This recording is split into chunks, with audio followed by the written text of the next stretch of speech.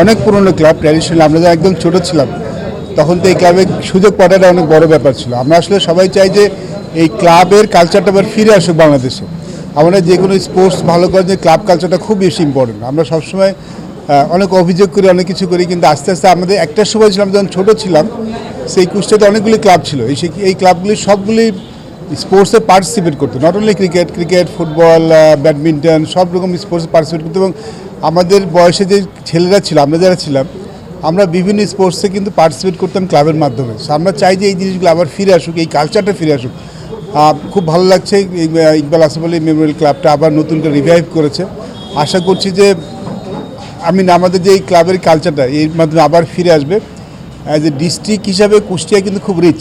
কুষ্টিয়াতে কিন্তু সব সেক্টর থেকে কিন্তু ভালো প্লেয়ার জাতীয় পর্যায়ে খেলার উঠে আসে। সো আশা করছি যে আমরা যদি এরকম খেলাধুলাটা আরও বাড়াতে পারি, তাহলে মনে হয় কুষ্টিয়া থেকে আরও বিশ্বমানের খেলার আমরা ভবিষ্যতে প্রডিউস করতে পারবো। ধন্যবাদ। আমার মনে হয় যে সৌরভ ভাই একটু পরিষ্কার করেছেন যে সরকারিভাবে যদি কোনো সাহায্য দরকার সেটা অবশ্যই প্রোভাইড করবেন তারা, এবং আমরা তো সবসময় পাশেই আছি। সরকার তো সবসময় পাশে আছে, বাট আমার কাছে খুব ইম্পর্টেন্ট মনে হয় যে আগে যেটা ছিল আমাদের ক্লাবগুলো থেকে নিজেরাই কিন্তু সব কিছু অ্যারেঞ্জ করতো, অর্গানাইজ করতো। সেই জিনিসটা যেন আমরা ফিরে আনতে পারি। সরকার কিন্তু সবসময় পাশে থাকে, যেটা বলে সরকার নিশ্চয়ই পাশে থাকবেন। আর আমরা যারা ঢাকায় যারা আছি, আমাদের পক্ষে যতটুকু করা সম্ভব ডেফিনেটলি আমরা করবো। সেম টাইম অর্গানাইজ হওয়াটা খুব দরকার।